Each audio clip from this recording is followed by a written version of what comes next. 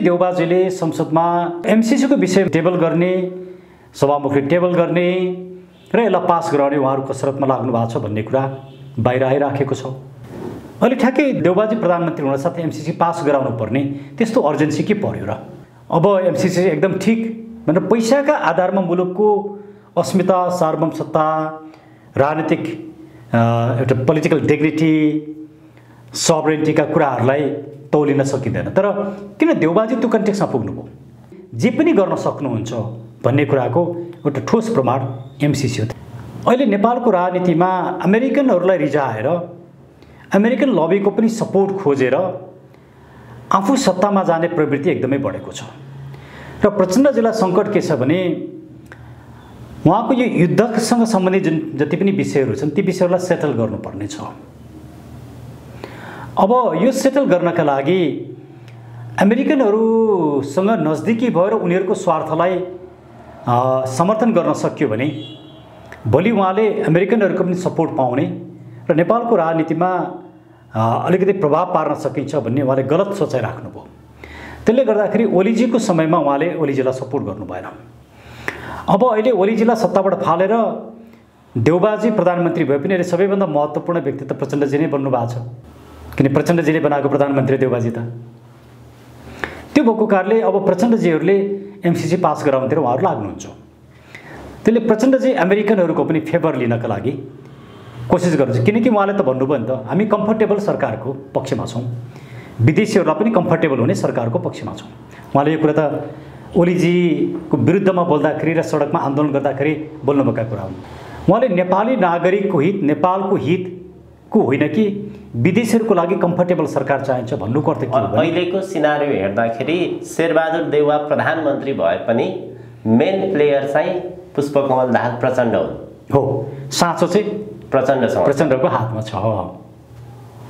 त्यसले प्रचण्डजीले भनेको कुरा, देउबाजी आफै पनि एमसीसीका समर्थक, एमसीसीको सुरुवाती उहाँकै सरकारबाट भएको छ, उहाँ प्रतिपक्षमा हुँदा पनि त्यसको वकालतै गरिरहनु भएको छ। अब प्रचण्डजीलाई मेरो कारणले, मेरो पोलिटिकल एउटा डिसिजनको कारणले एमसीसी पास भयो भनेर अमेरिकनहरूलाई भन्न पाउने अवसर छ। श्रीलङ्काले के ठान्यो भने एमसीसीले नेपाल र श्रीलङ्काकोमा लगभग उति नै थियो। नेपालमा 500 मिलियन, श्रीलङ्कामा 490 मिलियन, उत्तिकै पैसा हो। तर श्रीलङ्काले आफ्नो हितमा देखेन, त्यस कारणले उसले रिजेक्ट गरेर अहिले एमसीसी प्रोजेक्ट स्वयंले समेत त्यसलाई चाहिँ क्यान्सल गरिसक्यो। अब नेपालको सन्दर्भमा अहिले जस्ता प्रकारका राजनीतिक घटनाक्रमहरू अगाडि बढिरहेका छन्, एमसीसीको वरिपरि नेपालको राजनीति घुमेको हो कि भन्ने देखिन्छ। देउवा नेतृत्वको सरकारले एमसीसी रिजेक्ट गरेर अगाडि बढ्न सक्ने सम्भावना छ कि छैन, अथवा त्यो रिजेक्ट गरेकै कारणले के ठुलो दुर्घटना निम्तन सक्छ? होइन, रिजेक्ट गरेको कारणले दुर्घटना निम्तिँदैन। किन निम्तिँदैन भने श्रीलङ्कामा दुर्घटना निम्त्यो र निम्तिँदैन नि। सरकार र नेताहरू राष्ट्रवादी भएपछि निम्तिँदैन। तर उहाँहरूको एउटै मात्रै उद्देश्य के हो भने जसरी पनि आफू सत्तामा बस्ने। जस्तो देउबाजीले त एउटा आफ्नो राजनीतिक जीवनमा ठुलो कलङ्क लगाउनु भयो कि फ्लोर क्रस गरेर अर्काका दलका सांसद ल्याएर आफूलाई भोट गर्न लगाएर उहाँ प्रधानमन्त्री बन्नुभएको छ। म देउबाजीको ठाउँमा हुन्थेँ म कदापि पनि यो काम गर्दैन थिएँ। म चुनावमा जान्थेँ, जितेर आउँथेँ, पिपुलले हरायो भने त्यो हार स्वीकार गर्थेँ। डेमोक्रेटिक प्रोसेस त त्यो हो नि। उहाँले एन्टी डेमोक्रेटिक प्रोसेसलाई अँगालेर उहाँ सत्तामा पुग्नु भएको छ। त्यसको अर्थ के हो भने र त्यो सत्तामा टिक्नका लागि उहाँलाई कसै न कसैको साथ, समर्थन, आशीर्वाद चाहिएको छ र अमेरिकनहरूको साथ पाउनु उहाँको लागि उहाँले एउटा प्रायोरिटीमा राख्नु भएको छ। त्यही कारणले एमसीसी पास गराउनमा उहाँ एकदमै सक्रियतापूर्वक जसरी लाग्नुभएको देखिन्छ त्यो चाहिँ दुर्भाग्यपूर्ण छ। गणतन्त्रले हाम्रो आफ्नै नेपालीपना, हाम्रो धर्म, सभ्यता, संस्कृतिलाई सिध्यायो। गणतन्त्रले संहितालाई बोकेर हिँड्यो, जुन कुरा नेपालको परिप्रेक्ष्यमा अब यो सम्भवै छैन। गणतन्त्रले सामाजिक न्याय मार्यो। गणतन्त्रले भ्रष्टाचारलाई सिंहदरबारबाट गाउँ-गाउँसम्म पुर्यायो। अब यही गणतन्त्रको पक्षमा कसरी नेपाली नागरिक उभिएला? अबको निर्वाचनमा नेपाली नागरिकले भ्रष्टाचारलाई भोट दिएला? अबको इलेक्सनमा यो मुलुक एकीकरण गर्ने, यो मुलुक निर्माण गर्ने पृथ्वीनारायण शाहको विचार या पृथ्वी पथ जो नेपालका लागि नेपालीको राजनीतिक विचार हो, त्यसलाई एक भोट देला कि भ्रष्टाचारी गर्ने विदेशीवाद र विदेशी सिद्धान्त बोक्ने पार्टीलाई भोट देला? अब डिसाइड हुनुपर्छ। त्यसले मलाई के लाग्छ भने उहाँहरू जो सत्तामा पुग्नु भएको छ र अहिले गणतन्त्र अब हामी मजबुत बनाउँछौँ भन्ने जुन सपना बोक्नु भएको छ, यो धेरै लामो समयसम्म टिक्छ जस्तो मलाई लाग्दैन। पिपलले बुझिसकेको अवस्था छ। त्यसको पहिलो उदाहरण त 10 लाख धरोटीमा छुट्नु पनि पहिलाको उप प्रधानमन्त्री अनि ललिता निवासका मुख्य योजनाकार निर्णयकर्ता बाबुराम भट्टराई र माधव नेपाललाई त देउबाजीले नै बोकेर हिँड्नु भएको छ नि। यसले के देखाउँछ? हिजो ओलीजीले पनि त कारबाही गर्न सक्नु भएन नि। ओलीजी कुनै पानी माथिको ओभानो होइन। उहाँहरू सबै एउटै डुङ्गामा हुनुहुन्छ। उहाँहरूको मुख्य एजेन्डा के हो भने सत्तामा कसरी पुग्ने, त्यति मात्रै हो।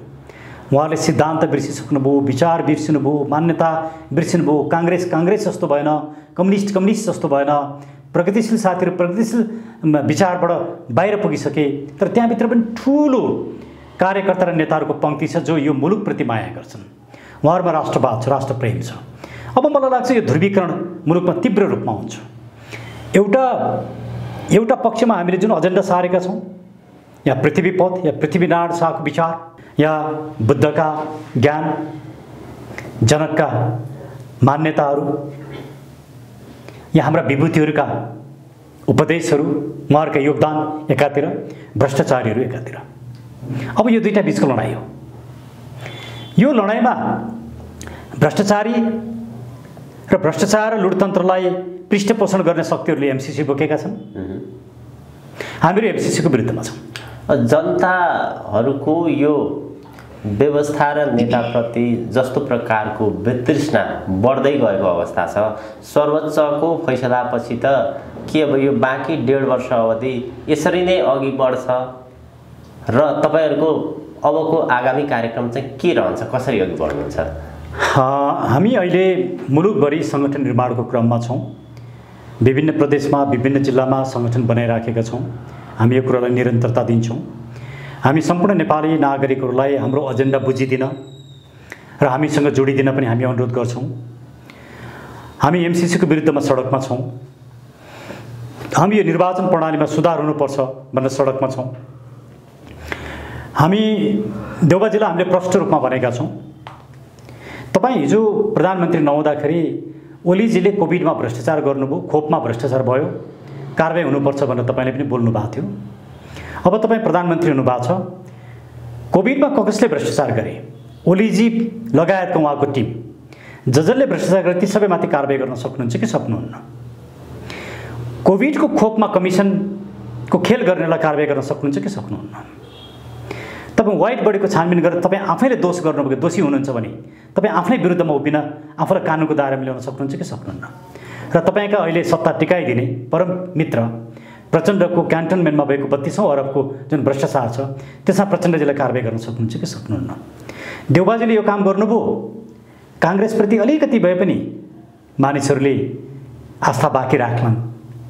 यो काम गर्न सक्नु भने काङ्ग्रेसै रहँदैन। हिजो जसले रुखमा छाप हान्थे, भोट दिन्थे, अब उहाँहरूले अब रुख बोक्नुहुन्न, काङ्ग्रेस बोक्नुहुन्न, अब नेपाल बोक्नुहुन्छ, पृथ्वीनारायण शाह बोक्नुहुन्छ, अब शङ्ख, हाम्रो चुनाव चिन्ह शङ्ख बोक्नुहुन्छ। त्यसले अबको राजनीति, मुलुकको राजनीतिमा ठुलो परिवर्तन जरुरी छ। अवश्य भविष्य यो हुन्छ। अब 1.5 वर्ष अवधि लगभग जाने भयो। तपाईहरूको अबको विकल्प, अबको प्रक्रिया भने चाहिँ चुनावी बाटोबाट नै हो। दुईटै हामी सडक सङ्घर्षमा पनि छौँ, शान्तिपूर्ण र अहिंसात्मक सडक सङ्घर्षमा पनि हामी छौँ र हामी निर्वाचनमा पनि जान्छौँ। यी दुईटै माध्यमलाई हामीले सँगसँगै लिएर गइराखेका छौँ र सँगै लिएर जान्छौँ। तर फेरि अब तपाईहरू जस्तै विचार, धारणा, सिद्धान्त राख्ने विभिन्न सङ्घ संस्थाहरू हुनुहुन्छ, फेरि उहाँहरूको अलिकति जाने बाटो चाहिँ अलिक फरक जस्तो पनि देखिन्छ, मिलेर जान सक्नु भएको छैन। के हुन्छ त्यो चाहिँ?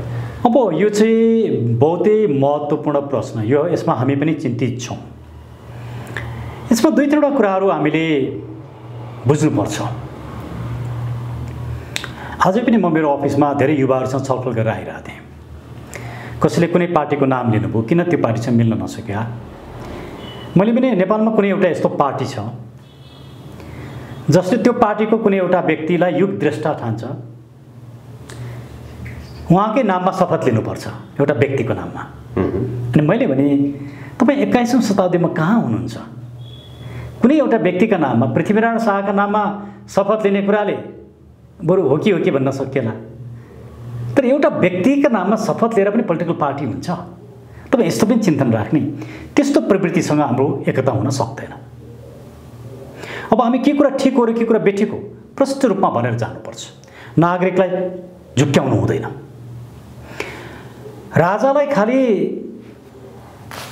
राजाको चाकडी मात्रै गर्ने या राजाको नजरमा मैले केही गरेको छु है, म पनि छु है भन्नेसम्म बनाउने र भोलि राजा आउँछन् अनि राजालाई गोजीबाट चट्ट मन्त्रीमण्डल र प्रधानमन्त्रीको नाम निकाल्छन्, पढेर सुनाउँदा म पनि पढ्छु भन्ने जुन मानसिकता छ, त्यो मानसिकता चाहिँ राजालाई ल्याउने कुराको पनि विरुद्धमा छ। त्यसले हेल्प गर्दैन, त्यसले राजा पनि आउँदैन त्यो मानसिकताले, त्यसले राजनीतिक रूपमा मुलुकलाई स्थायित्व पनि दिँदैन र परिवर्तन पनि हुँदैन। त्यसले जो राजावादी साथीहरूले गलत विचार बोकेर हिँडेका छन् त्यो विचार गलत हो भनेर अब हामीले भन्नुपर्छ। अब हामीले राजाको मात्रै कुरा गरेर हुँदैन। राजा आउनासाथ त्यो मुलुकका सबै समस्या समाधान हुँदैनन्। हिजो पनि त राजा थिए नि, सबै समस्या समाधान भएनन् नि। त्यसरी अबको राजा चाहिँ 21औं शताब्दीको राजनीति नगर्ने, राजनीतिभन्दा माथि उठेको, संसदभित्र बस्ने, संविधानभित्र बस्ने, राष्ट्रिय एकताको प्रतीकको रूपमा हुनुपर्छ। अब राजाले शासन गर्ने कुरा सोचे भने जो राजावादी साथीहरू छन्, शासन गर्ने राजा, उहाँलाई त पञ्चायतको जस्तो राजा चाहिएको छ। उहाँहरू त के भन्नुहुन्छ? राजाको मात्रै कुरा गरौँ न, 47 सालको संविधान बिउताउन खोज्नुहुन्छ। यस्तो गलत कुरा गरेर पिपुलले साथ दिँदैन। 47 सालको संविधान बिउजिँदैन। अब 47 सालको संविधान भएका ती यावत दोषको जिम्मा कसले लिन्छ? पछाडि नफर्क्यौँ, अगाडि बढ्नुपर्छ। त्यसले उहाँहरू गलत विचार बोकेर हिँड्नु भएको छ। त्यसले राजाको पनि अहित हुन्छ, राष्ट्रवादी मुभमेन्टको पनि अहित हुन्छ र हाम्रा एजेन्डालाई पनि असर पार्छ। त्यसले अब हामी क्लियरली एउटा पार्टीको रूपमा आइसके पछाडि हामी प्रष्ट छौँ। हामी गलत कुरालाई हामी गलत भनेर जान्छौँ। हामीले उहाँहरूसँग एकता भएर जाने धेरै ठुलो प्रयास गऱ्यौँ, सम्भव भएन। यो सम्भव हुँदैन किन उहाँहरूले बोकेको विचार गलत छ। कि हामीले बोकेको विचार गलत छ भनेर प्रमाणित गर्नुहोस्, तपाईँहरू अगाडि बढ्नुहोस्। हामी गलत हुन पाउँछौँ नि, हामी स्वीकार गरौँ ल। अब पनि 47 सालको राजा, 47 सालको संविधानको राजा फर्काउने, शासन गर्ने राजा फर्काउने कुरा गरेपछि अब नेपाली पिपुल, यो 21औं शताब्दीको युवाले समर्थन गर्छ। राजा त खालि हाम्रो यो जियो पोलिटिक्समा अहिलेका राष्ट्रपति दलीयकरण भए, एउटा दलको गुटभित्र परे, मुलुकको एकताको र आस्थाको केन्द्र बन्न सकेनन्, त्यस्तो एउटा प्रतीकको रूपमा पो हुनुपर्छ। हामीले यो राजनीतिक थटलाई बिर्सेर राजालाई चाकडी गर्ने, राजालाई रिजाउने अनि भोलि राजालाई गोजीबाट चट्ट नाम पढेपछि म मन्त्री हुन्छु भन्ने त हिजोको पञ्चायतको शैली। त्यो शैलीमा हामी जान सक्दैनौँ। त हामी प्रष्ट छौँ। हाम्रो एजेन्डा राजा मात्रै होइनन्। राजा हाम्रो एजेन्डाको एउटा सानो अंश मात्रै हुन्। उहाँहरूका अंश राजा नै सबै कुरा हुन्, हाम्रो मुलुक सबै कुरा हो। भ्रष्टाचारको अन्त्य सबभन्दा ठुलो मुद्दा हो, सामाजिक न्याय सबभन्दा ठुलो मुद्दा हो, धर्म सबैभन्दा ठुलो मुद्दा हो, संहिताको खारेजी मुद्दा हो र लोकतन्त्र र राज संस्था सँगसँगै जानुपर्छ भन्ने पनि मुद्दा हो। हामी यति मुद्दामा क्लियर छौँ। त्यसले उहाँहरूभन्दा हामी फरक छौँ। गन्तव्यमा चाहिँ पुग्नुहुन्छ तपाईँहरू? हामीलाई विश्वास छ। नेपाली नागरिकले साथ दिएनन्, हाम्रो एजेन्डा गलत छन्, तिमीहरू गलत हौ भनेर भने पनि हामी पुग्दैनौँ। हामी गलत रहेछौँ भन्ने कुरा बुझ्छौँ नि, महसुस गरौँ ल। हामी निर्वाचनमा जान्छौँ। हामीलाई विश्वास छ नेपालका लागि नेपाली विकल्प मात्रै होइन, अबको नेपालको मूलधार राजनैतिक शक्ति हो। शेरबहादुर देउवाले गरेको निर्वाचनमा तपाईँहरू सहभागी हुनुहुन्छ? शेरबहादुर देउवा त के जोसुकैले गरोस्, निर्वाचन त हुनु पर्यो नि। निर्वाचनकै विरोध गर्नेले कसरी डेमोक्रेसीको कुरा गर्न सक्छ? उहाँहरूको भनेको यो संविधानलाई मानेर निर्वाचनमा जाने नेपालको लागि नेपाल त बिग्रिहाल्यो नि भन्ने कुरा छ। हामी निर्वाचनमा नजाने अनि तिनै भ्रष्टहरू निर्वाचनमा उड्छन्, उनीहरू नै सत्तामा पुग्छन्, हामी चाहिँ अनि माइतीघर मण्डलामा उफ्रेर भ्रष्टाचारको विरोध गर्छौँ। त्यसरी समस्याको समाधान हुँदैन। सडकबाट पनि जानुपर्छ, निर्वाचनबाट पनि जानुपर्छ, भ्रष्टाचारलाई हराउनुपर्छ। यसले मात्रै मुलुकको हित हुन्छ। त्यसले हामीले एउटा इमोसनल कुरा गरेर हुँदैन। राजनीतिमा इमोसनल कुरा गरेर पिपुललाई झुक्क्याएर मुलुक हित हुँदैन। राजालाई पनि एउटा अन्धकारमा राखेर हुँदैन। राजालाई पनि आलोचना गर्न सक्नुपर्छ। राजालाई पनि ठिक बाटोमा हिँडाउन सक्नुपर्छ पोलिटिक्सले। पोलिटिक्स भनेको राजाको चाकडी गर्ने कुरा होइन। पोलिटिक्स भनेको राजाको पनि गल्ती कुरा औँल्याउन सक्ने शास्त्र, त्यो विज्ञान हो। हामी राजाका पनि गल्ती कुरा औँल्याउँछौँ। हिजो राजा प्रधानमन्त्री बन्ने जुन आकाङ्क्षा राखे त्यसले यो मुलुकमा राजा हिँडेका हुन्, उनको पनि कारण छ।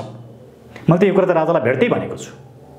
त्यसले हामी सबैको राम्रा र नराम्रा पक्षहरूको विश्लेषण गर्नुपर्छ। हामी राजाको भक्ति गाउँदैनौँ। त्यति हुँदाहुँदै पनि हामी राजाको आलोचना गर्दा गर्दै पनि यो मुलुकमा राज संस्थाको आवश्यकता छ।